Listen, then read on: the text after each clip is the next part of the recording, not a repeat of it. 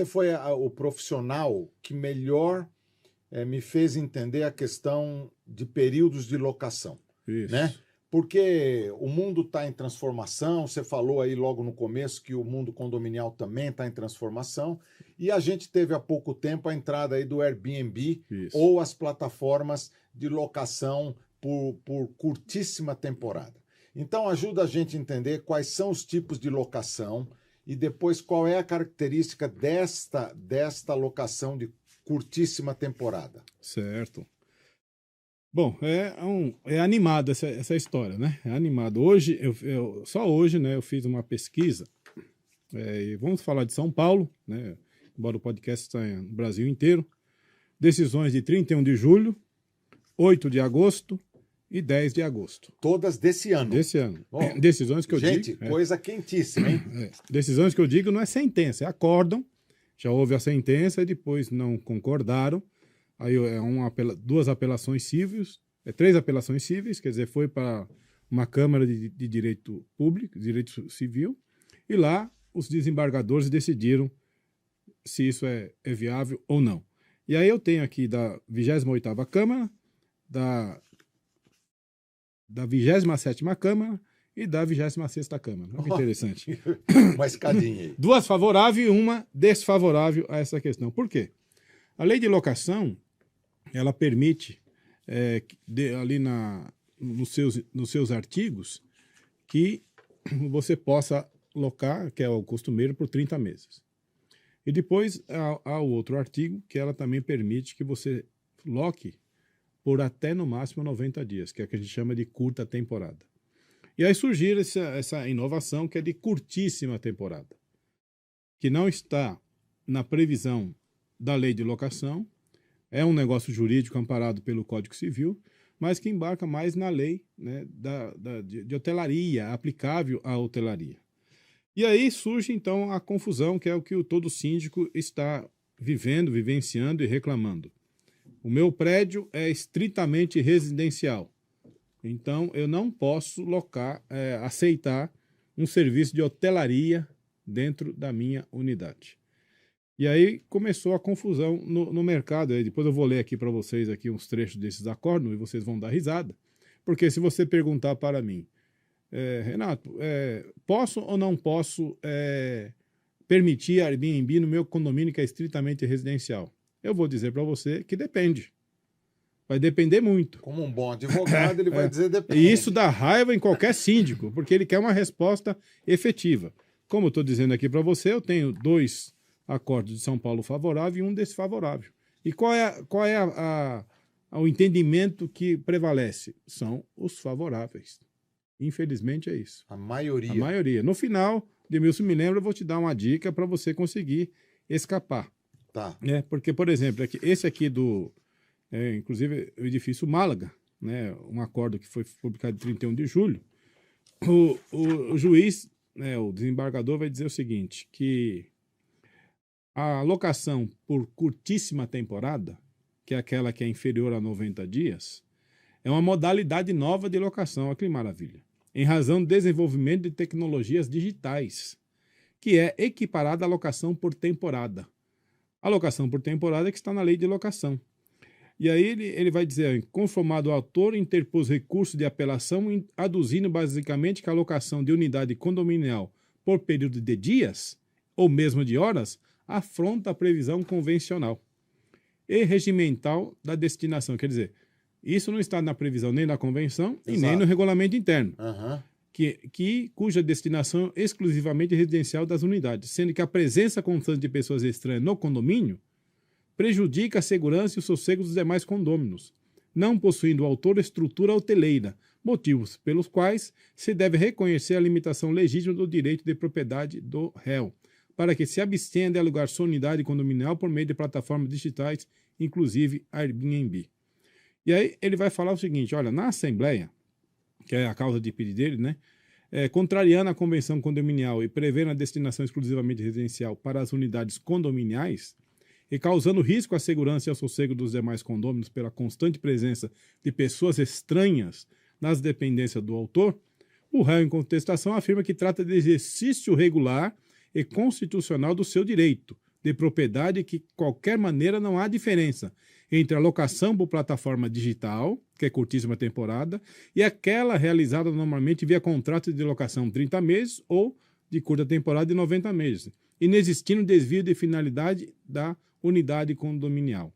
A plataforma digital é destinada à locação de imóveis para períodos de curtos tempos, em locais aos quais ausente estrutura hoteleira, proporcionando aos locadores relativos conforto e segurança para sua estadia no local. Olha que maravilha. O porteiro recebendo alguém lá para dar conforto e segurança, né? O porteiro vira concierge. E ele ainda ressalta que a locação por curtíssima temporada, se comparada com hotéis e pensões, o custo é mais módico. Olha que maravilha. De fato, a Convenção do Condomínio do autor regula a finalidade de condomínio destinado à moradia, e toda a alegação do autor parte da desnaturação de tal finalidade. Aí ele vai falar assim, impede observar que bem observadas as relações jurídicas que se firmam por meio da referida plataforma digital.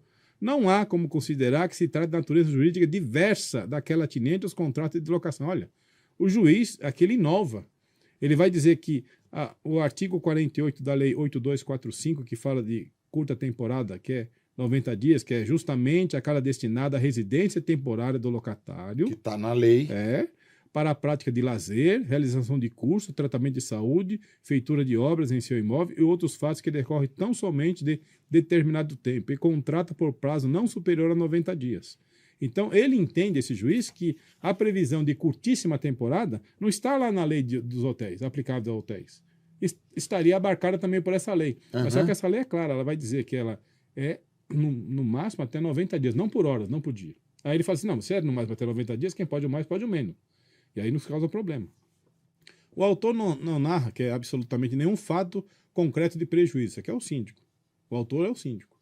Não houve nenhum prejuízo. O autor é o síndico. Nem a segurança, nem ao sossego, nem ao uso das áreas comuns do condomínio que tenham decorrido a prática da locação adotada pelo réu. A jurisprudência brasileira, vai ser utilizado um recurso especial do Rio Grande do Sul. Ele deve ser advogado, esse síndico. Não, então, o juiz está analisando o que ele falou, né? Tá. A jurisprudência brasileira ainda vacila, olha o que ele fala, a jurisprudência, quer dizer, as decisões reiteradas do judiciário, ainda vacila. Quer dizer, não há um entendimento pacífico sobre essa questão. Contudo, acerca do entendimento correto do tema, com efeito, há um precedente do Superior Tribunal de Justiça, que é um recurso especial 18.19.075 do Rio Grande do Sul, que foi proferido pela 4ª turma, com relator do ministro Raul Araújo, e publicado em 27 de maio de 2021, no sentido do contrário, ao qual aqui se afirmou até agora, que nesse recurso especial, o ministro vai dizer, não cabe condomínio residencial aceitar curta temporada. Fere o princípio da moradia, da tranquilidade do prédio. Aí ele vai lembrar, olha, lá na lei 11.77108, que é a lei de hotelaria, não existe esses fornecimentos ou qualquer coisa que vede a aplicação dela dentro do condomínio.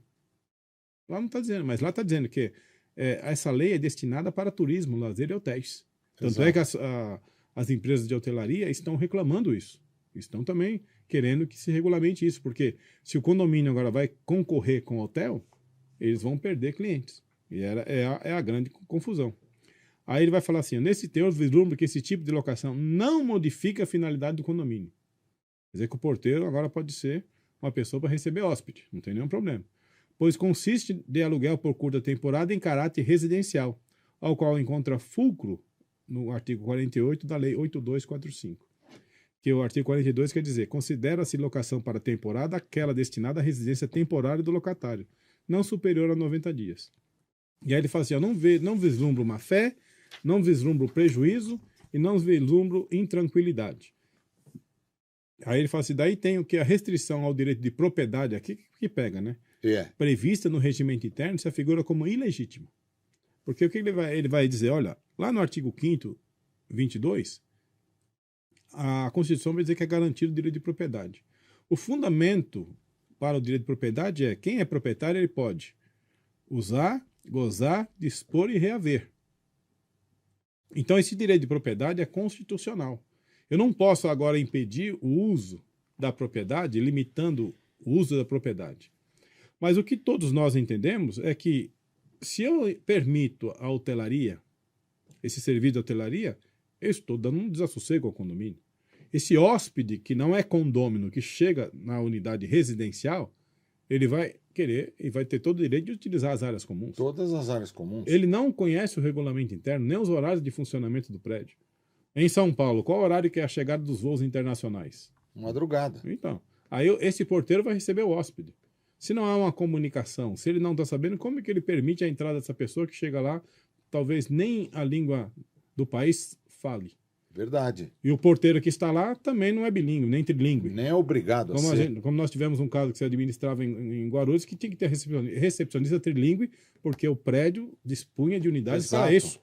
E atendia principalmente o pessoal do aeroporto de Guarulhos. Agora, qualquer prédio você colocar isso, então o que nesse entendimento desse desembargador, dessa turma, ele está dizendo que não afronta a convenção a prática de curtíssima temporada. Não afronta. Então, pode-se fazer, não há prejuízo efetivo à segurança, e nem ao uso regular das áreas comuns, não há nada. Então, pode tudo. Eu vi. Comum ao sossego e o livre exercício. Então, ele negou o provimento justamente por causa disso, porque no entendimento dele, se a lei de curta temporada, que é até 90 dias, também embarcaria, eu estaria abraçando a curtíssima temporada. Então, essa decisão aqui, mesmo que aquele condomínio fez uma assembleia, se reuniu e falou, nós não vamos aceitar curtíssima temporada, e passa a fazer parte do regulamento interno do condomínio. Sim. Mesmo assim, o juiz pode dar uma determinação em contrário. Então, esse aqui ele não falou isso. Aqui nesse caso parece que não teve assembleia, nos outros dois tiveram. Esse é o pulo do gato. Você não deve proibir. O que você deve fazer é regulamentar. E aí, por exemplo, como que se utiliza? Se você não souber fazer, chame um advogado especialista, uma assessoria jurídica, ele vai te ajudar a fazer.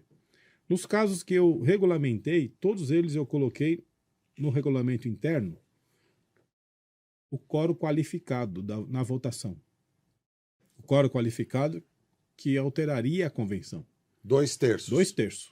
Então, se a sua convenção fala que é 2/3, põe 2/3 e coloca lá na votação a prova dos 2/3. Um deles aqui, o juiz até fazia, mas o cara está dizendo que alterou o regulamento interno, mas não juntou a lista dos que assinaram a presença, nem a comprovação em ata que alcançou os 2/3. Toma esse cuidado. Coloca lá que alcançou os 2/3, coloca lá o percentual de votação. Faz uma assembleia aberta, né, para ter mais votos. Coloca tudo direitinho. O quórum de votação, aí fala, não, vou alterar a convenção. Não, esquece, né? Alterar a convenção é uma história que o pessoal lança no mercado que é dificílima de fazer, porque o ritual junto ao registro de imóveis é muito complicado. Então, Renato, só abrir um parênteses aqui, me ajuda numa coisa aí que eu sempre tenho dúvida também e é bom a gente estar conversando aqui. Se você quer mudar um item da convenção, certo, você atingiu os 2/3 de votos. O registro civil, certo, ele pode negar aquela modificação mesmo com a determinação da Assembleia? Ele fala, não, isso aqui nós não vamos alterar na convenção. Não. Não? Se você alterou em uma ata, você registra no cartório normal. Para ir para o registro de imóveis, que é onde está assentada a convenção, que é o RGI, aí sim teria que atender toda uma formalidade. Nessa questão, é uma ata comum, uma ata simples. Tá. Qual é a interpretação que se dá isso aí? Se eu registro uma ata simples, ela vai valer ali para aquele condomínio entre as partes, que é o que me interessa. No registro civil, o registro de imóveis, ela vai valer para toda. Aqueles que forem entrar também já estão sabendo. Mas quando ele entrou, ele vai ter a ata da Assembleia que também vai ficar valendo para ele. Então, Sim. todos que adentrarem ao condomínio será feito. Então, entre partes e fora as partes, que é o que dá a garantia e a segurança do registro de imóveis. Só que o registro de imóveis os procedimentos são muito rígidos, né? Há uma série de coisas que tem que fazer. Não é lentidão, é a documentação. Por exemplo, você vai alternar uma convenção, você tem que juntar certidão de todos os proprietários, matrícula atualizada até 90 dias, certidão de casamento de todos, um requerimento com firma reconhecida, analisar o regime de casamento, para saber se um assina, se dois assina, se houve separação ou não. Então, para o registro de imóveis é muito complicado. No registro de título de documentos é simples, você juntou a lista de presença, a ata, o edital, assinado pelo presidente e secretário, você leva para o registro, está valendo. Pronto, publicou a ata, ela vale. Sim. Não tem nenhuma formalidade. Então, nessa questão, se você regulamentar a utilização do Airbnb em regulamento interno, por exemplo, a gente aceita Airbnb com estadia mínima de 1 semana. Na verdade, você está inviabilizando o Airbnb. Exato. Você não está... Você está permitindo, mas você... este condomínio aqui, 2/3 dos condomínios, regulamentamos que o Airbnb vai funcionar assim. A gente não aceita de um dia, de horas, não aceita de evento, né? O pessoal vai querer fazer casa de contenção, né? Sim. Porque depende o grande problema nosso que a gente tem agora é isso, né? E antigamente a gente só tinha condomínio, agora nós estamos tendo condomínio residencial que está se tornando misto. Verdade. Nós temos o condomínio, como você instalou também, eu estava até pensando nele hoje, que é o NR. NR, isso. Aí você tem as unidades residenciais e as unidades não residenciais. Isso. E agora, só para você saber, eu estou abrindo uma questão junto a... E lojas, né? E lojas. Uhum. A concessionária de água de São Paulo, porque ela está pegando esses condomínios NR e está classificando o custo da água, valor do metro cúbico, como unidade comercial. O residencial, por exemplo, é R$ 3,50, está cobrando 7 no mesmo local. Só porque ele não é... Por que ele não é residencial, é NR? Porque o incorporador entendeu que para escapar ou não ter problema com essas questões de Airbnb, ou até já antevendo uma possível legislação, modificação dela para a questão de hotelaria, ele poder aplicar isso nas não residenciais, ou como se fosse um flat. Sim. E aí a concessionária está dizendo, não, isso aqui é comercial. Comercial. Mas não é comercial, é residencial destinado a atividades comerciais. É a mesma coisa de uma locação. E aí eu vou ter que abrir essa discussão junto à concessionária e ver até onde vai, porque eles estão cobrando o dobro. Como é que você começou nessa vida condominial? Como é que você entrou para esse mercado e depois você se preparou também, se tornou advogado especializado nessa área imobiliária e condominial? Como é que tudo isso aconteceu? Eu era auxiliar júnior na Liquigás do Brasil por 6 anos. E antes de ir para lá, eu tinha um amigo na Penha, que era dono do escritório de contabilidade. Depois de trabalhar lá 6 anos, ele me convidou, volta a trabalhar aqui comigo, vamos trabalhar com condomínio. O que é condomínio? Aí ele me deu uma convenção para ler. Uma convenção? Aí eu falei, mas o que eu vou fazer? Não, você vai fazer balancete, você vai fazer emissão de boleto, você vai fazer, vou te ensinar a fazer folha de pagamento. Eu falei, legal, né? Sou técnico em contabilidade, deve ser fácil. Ele me deu umas 50 páginas, um prédio no Cangaíba, chama Colina da Ampesa, nunca esqueço. Fiquei sábado e domingo lendo a convenção. Segunda-feira cheguei no escritório, não tinha entendido nada, né? Um calhamaço de folhas assim. Ele falou, não, mas isso que é condomínio, fica tranquilo, você vai pegar. Aí fui aprendendo, primeiro conferindo balancete, emitindo boleto, aquele tempo antigo que ainda era na máquina de escrever, né? Uhum. A ata era feita datilografada, né?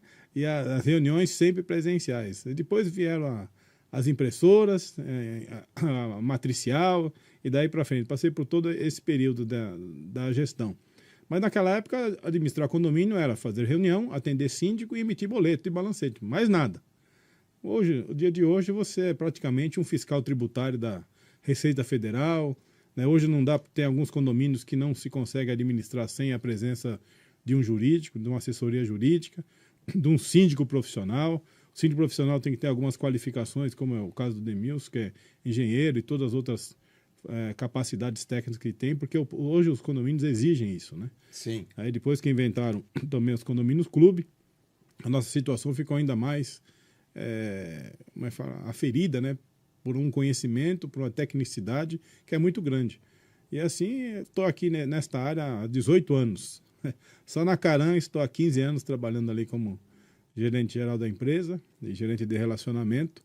E é uma área que ela ainda é interessante. Depois que você pega gosto, você não consegue mais sair. Né? É interessante. Tem muitos amigos meus, não é o caso do Demilson, que após terminarem ou se aposentarem, se tornam síndicos profissionais, porque ele quer continuar trabalhando na área de economia, não mais voltado à administração, que resolver o problema do dia a dia, mas assim trabalhar na gestão propriamente dita, né? Sim, sim. E é uma área que eu digo, por exemplo, quem está me assistindo, que está na área jurídica, e às vezes ficam procurando empresas para trabalhar, para prestar serviço, a área de condomínio, como eu digo nas aulas que eu dou na OAB para a jovem advocacia, é a área mais completa.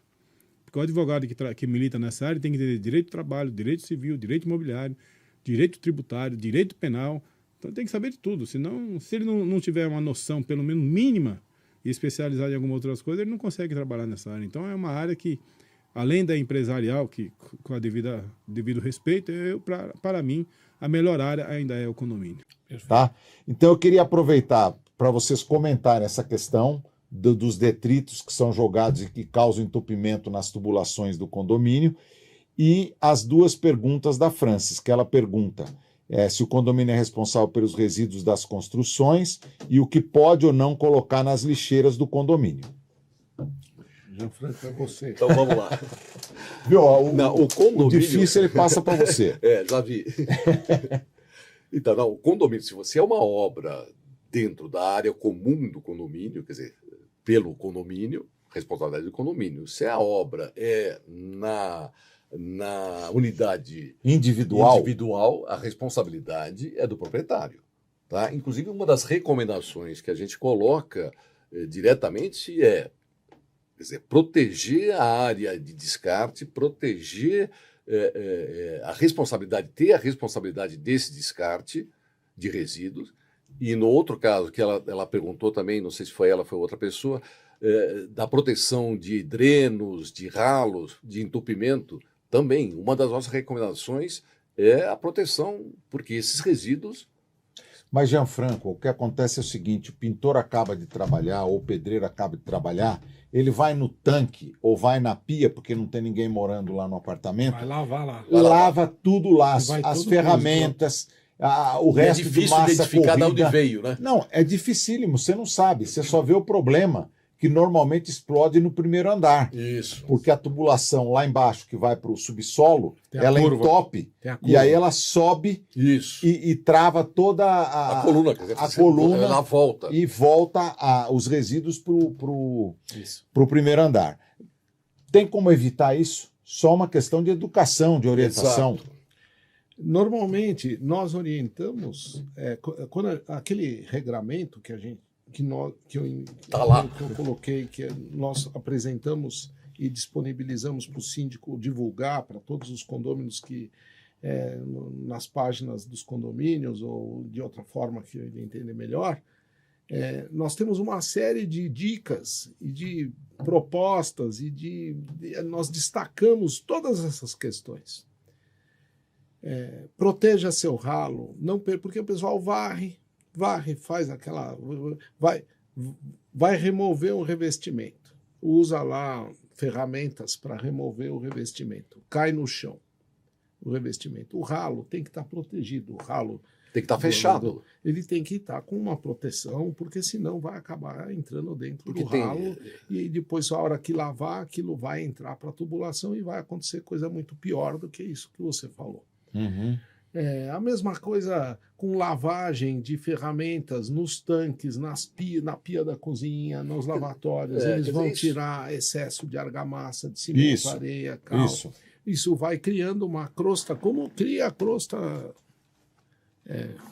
quando a pessoa tem algum problema coronariano, a coisa vai fechando e uma hora entope de vez. Colapsa. Então, é da responsabilidade. Quer dizer, na verdade, é uma sequência de ações para levar uma educação a quem trabalha com isso. Então, Demilson, mas tem uma questão que você conhece, que é um serviço que a gente presta, que é o serviço ou se não o mais importante de todos, que são as visitas regulares que nós fazemos nos condomínios depois de liberadas as obras pelo síndico. Olha, o Eduardo Araújo Bim é um amigo querido, além de ser também professor, ser síndico profissional e um grande advogado da área trabalhista. Ele está dizendo aqui uma coisa que chamou a atenção. Ó. Boa noite, ótimo programa. Se me permite, gostaria de indagar. A educação que se aplicava há 30 anos em relação à de hoje influencia na intolerância atual? Idem com relação a músicas e filmes de hoje. Olha que chamada interessante aqui do Eduardo. Obrigado, Eduardo, pela sua pergunta. E você que está aí conosco, pode colocar também a sua pergunta, a sua dúvida, tá bom? Você entendeu aqui? Se a educação atual influencia na intolerância, certo? Isso, porque o que ele quis dizer é que há 30 anos era um outro tipo de educação, hoje é outro, e segundo a visão dele, essa intolerância é maior hoje pelo tipo de educação que é utilizado com os filhos e pela própria influência que hoje tem músicas e filmes na vida das pessoas. No passado, os pais educavam e não era deixado isso para a escola. Hoje, os pais deixam a educação dos filhos para a escola, quer seja escola pública ou escola particular. E os valores vão aumentando para justamente justificar que eu estou cuidando do seu filho porque você mesmo não cuida. E muitos não querem cuidar. Então, essa modificação na sociedade / escola, educação, escola, fará com que muitas pessoas fiquem intolerantes quanto às outras. Simples assim. Por que eu digo isso? Hoje nas escolas não são... conversando com uma professora, uma escola tomou a iniciativa de, a partir de hoje, nós não teremos mais aqui, em nossa escola, nenhuma das festividades que são comuns à sociedade brasileira. Teremos somente o dia do LGBT, Carnaval, dia de São João e uma outra, se me falhar melhor. Essas são as 4. Então não tem dia das mães, não tem dia dos pais, foi tudo isso riscado. Por quê? Porque o mundo está modificando a educação com a base dos próprios integrantes novos dessa sociedade, que são os filhos da sociedade. Essa modificação está fazendo com que muitas pessoas sejam doutrinadas, educadas à luz do que o Estado quer. E isso é um grande problema. Por quê? Porque na maioria das vezes o que o Estado quer não necessariamente são o que as famílias querem. O pai, por exemplo, ele quer falar do dia do pai, ele quer falar do dia da mãe, ele quer falar do dia do índio, sei lá, do dia de qualquer outra coisa. Mas como ele substituiu a sua própria educação para uma terceira parte, que são os professores, e aí os educadores, os professores, eles se arvoram em dizer que os filhos não são dos pais, mas sim do Estado, e isso é um problemão para o dia de hoje. Por quê? Porque você vai substituindo a nova geração com novas perspectivas. E aí que vem um negócio. Eu percebo que as partes estão sendo tiradas da sociedade. Antes, o brasileiro era um só. O brasileiro. A gente, desde do Iapoca ao Chuí, era o brasileiro, era um só. Só que hoje eu tenho percebido que na sociedade tem sido fragmentado o povo brasileiro. Não, você é de Apolo, você é de Paulo, você é do Nordeste, você é do Sul, você não sei o quê, você é assim assado. Semana passada apareceu um político aí querendo dividir o Brasil. Então imagina só. Vocês entenderam? Então, se você não avaliar isso daí, à luz da educação dos filhos, conforme a pessoa perguntou aí, nessa nova educação, você terá mais antagônicos no mundo, terão mais pessoas antagônicas no nosso próprio Estado. E o que isso quer dizer? Quer dizer que o menino que está entrando agora não terá perspectiva do outro. Não vai conseguir entender o lado do outro. E eles se tornarão o quê? Cidadãos no futuro, que estarão votando, se tornarão cidadãos que estarão num condomínio, por exemplo, e ninguém quer saber de ninguém. Eu sou cristão, e há um texto na Bíblia que diz assim, o amor de muitos esfriará. Eu julgo que toda vez que há amor na sociedade, e esse amor ele tem um passo a ser seguido, de eu me colocar no lugar do outro, se você não se colocar no lugar do outro, se não houver amor, eu penso que a sociedade vai se fragmentar cada vez mais. E eu penso que amor só se representa como cristão em uma pessoa, Jesus Cristo. Se ele estiver no meio da sociedade, se ele estiver no meio das famílias, eu penso que haverá unidade. Só que o seguinte, quando não há respeito pela religião do outro, quando não há liberdade para exercer essa própria religião ou aquilo que você pensa, certamente estaremos criando novas crianças que se tornarão antagônicos a este mundo e ao mundo antigo que existe. E isso vai ser catastrófico. Nós já estamos vendo isso à luz do que ele disse de 30 anos atrás para a educação que existe hoje. Esse fato de você virtualizar demais a vida e não ter essa proximidade com os integrantes da sua própria família, os seus amigos, os filhos também, isso vai distanciar as pessoas. Então eu vejo, às vezes, que tem pais que são tão absurdos, tão absorvidos no celular, no Instagram, nessas coisas todas do celular, e eles não têm tempo de qualidade com seus próprios filhos. Ou seja, eles têm ali a comunicação, muitos filhos comunicam com os pais pela internet e por aí e tal, mas eles estão distantes. Às vezes eu lembro, e essa questão da tecnologia, ela precisa ser avaliada à luz do que a Ana Helena escreveu aí, que eu lembro que meu pai, e não era tanta tecnologia assim, quando chegava em casa para assistir o jornal, e era o único momento que eu tinha com o papai, ele assistia o Jornal Nacional e ninguém podia falar. E era o momento que eu queria falar com o papai, porque ficavam esperando o dia todo. Sim. E quando ia falar, silêncio, olha aí, a TV aí. Você sabe como Olha é que o é. William Bonner aí. E tal, boa noite para ele, assim, boa noite para você, William Bonner. E assim por diante. Então eu julgo que a tecnologia, ela tem suas facilidades, faz sentido utilizá-la, mas utilizar com um certo cuidado, com uma certa responsabilidade, para não perder essa aproximação do humano. Por quê? Porque se você perder essa aproximação do humano, você corre sérios riscos de trazer atrito para você. Por quê? Porque de fato você não está junto. Porque não é real aquilo que você vê, na maioria das vezes. E você não está junto ali. Sempre é um recorte, uma perspectiva de uma notícia, de um futuro, de alguma coisa que você está vendo. Mas é uma perspectiva. É um recorte daquele que está publicando. Então, se eu filmar você aqui, eu vou fazer um recorte do que está acontecendo aqui. Mas se a pessoa tivesse presente, elas teriam a percepção mais clara de que tem alguém sentado do outro lado, filmando, olhando, tem gente que está por trás aqui, tem toda uma equipe. Só que quando você está filmando aqui, você não consegue levar adiante essa proximidade. É muito escasso isso aí. Então, toda vez que você for olhar com o olhar da tecnologia, eu penso que faz muito sentido. Tem que ter tecnologia mesmo, isso daí facilita muito a vida, mas tem que ter responsabilidade nesse processo. E se eu quero entender o outro lado, se eu quero me unir às outras pessoas, se eu quero facilitar as outras pessoas, eu não posso perder de vista o contato físico, o contato pessoal. Porque se você substituir, você corre sérios riscos de se tornar mais uma pessoa antagônica.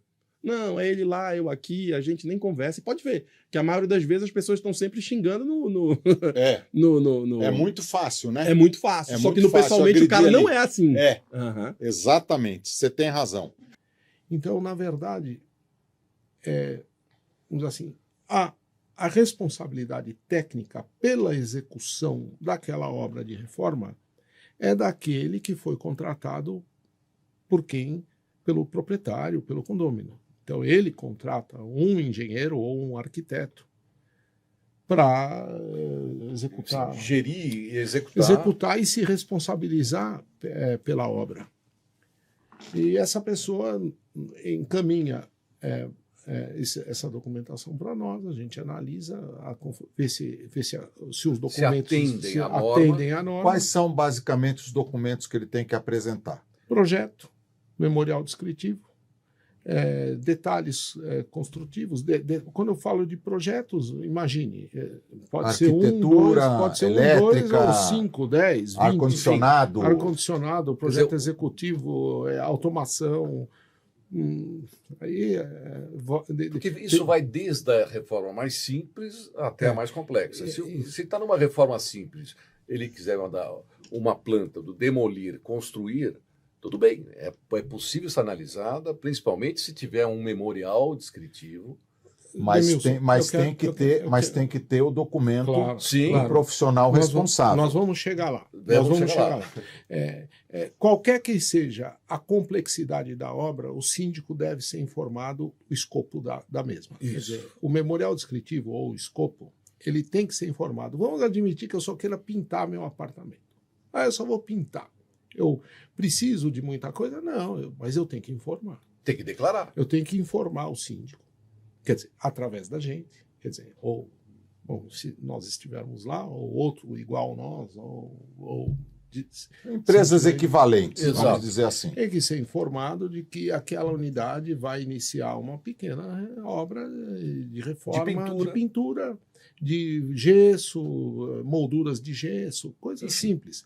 Segundo a NBR 16280, essas atividades não demandam o acompanhamento de um profissional especializado, isso quer dizer engenheiro civil, arquiteto ou tecnólogo para algumas Tá, mas coisas. peraí, vamos fazer um break aqui. Quais são essas atividades que não requerem a apresentação de uma ART ou RRT?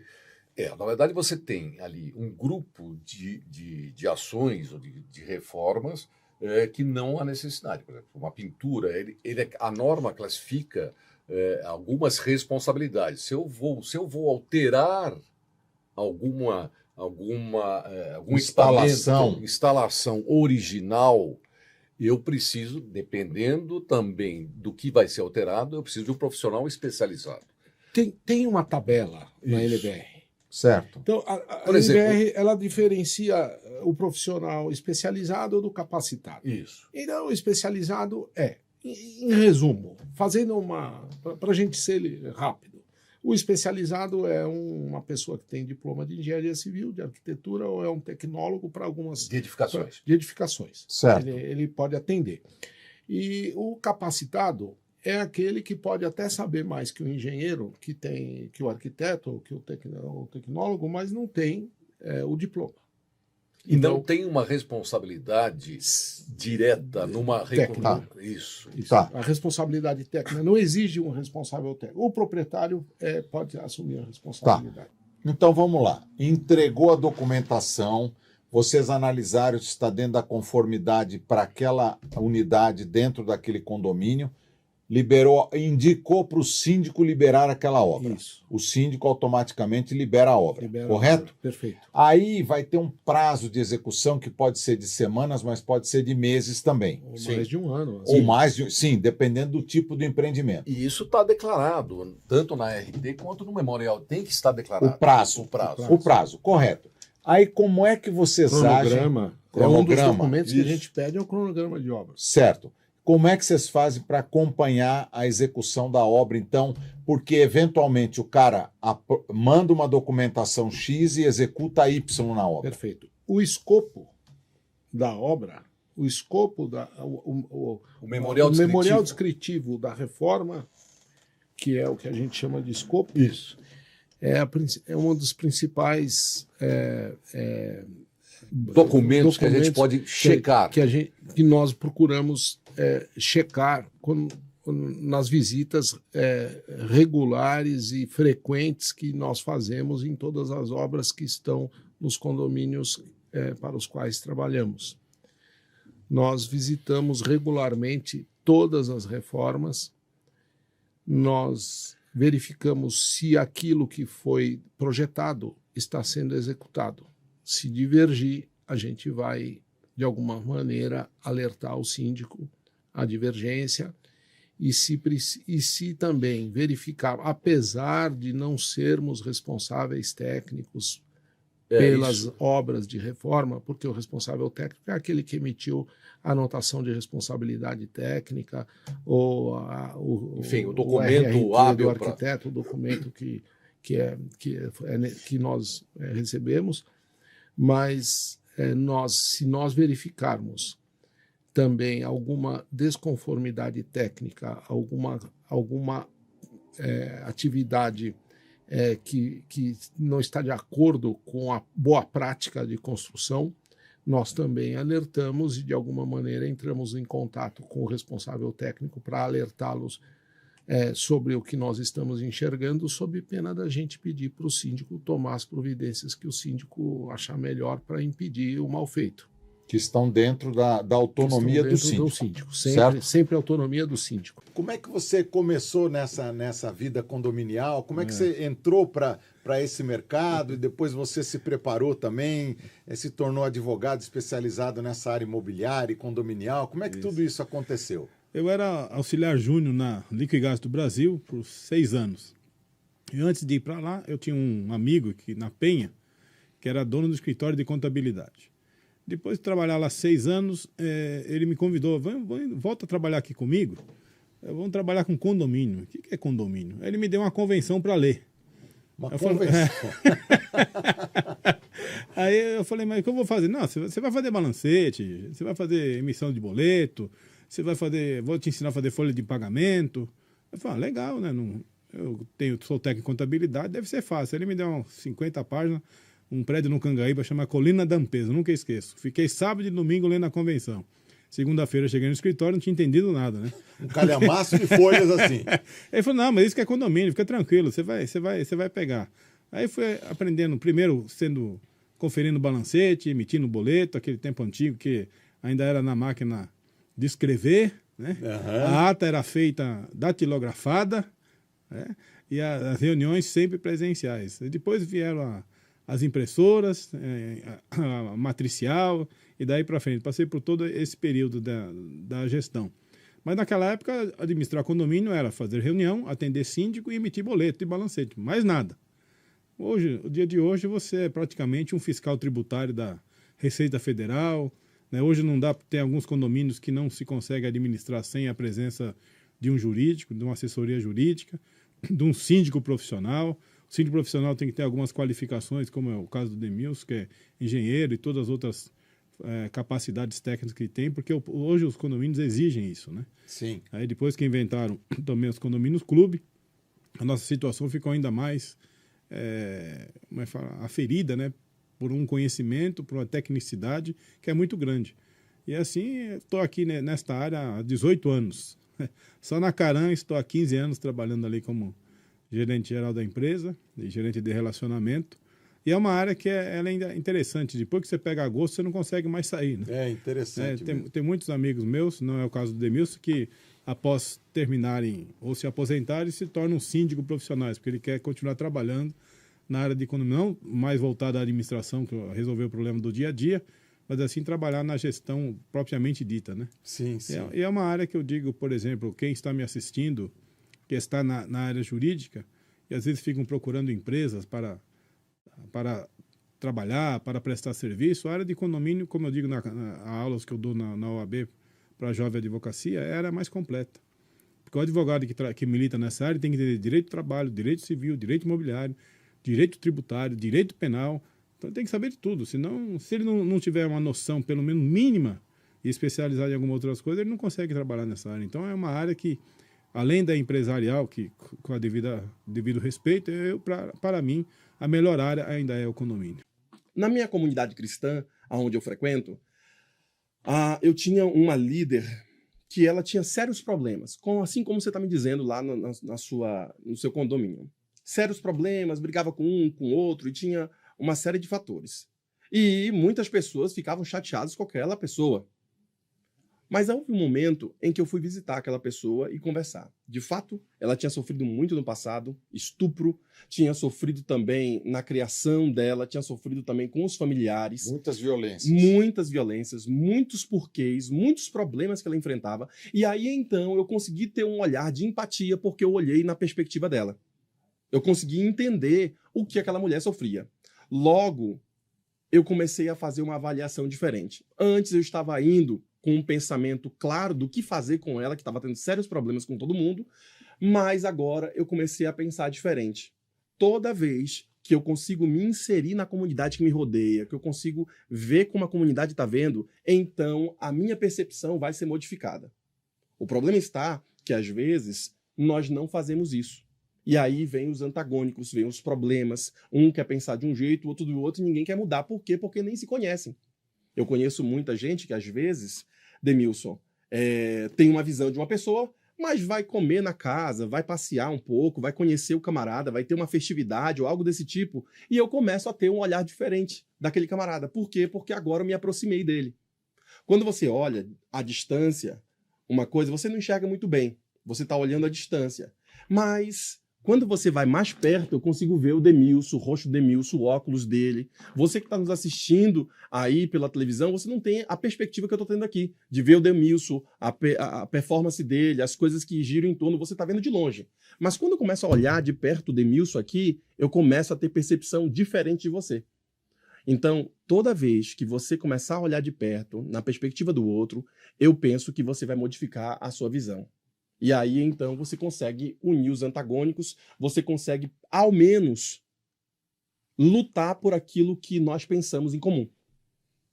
Talvez a gente não vai conseguir unir tudo, Claro. mas aquilo que é comum, que é benéfico a nós dois, dentro de um condomínio, dentro de uma atividade do trabalho, dentro de uma igreja ou qualquer outro ambiente, eu vou unir aquilo que faz sentido para nós chegarmos ao objetivo comum.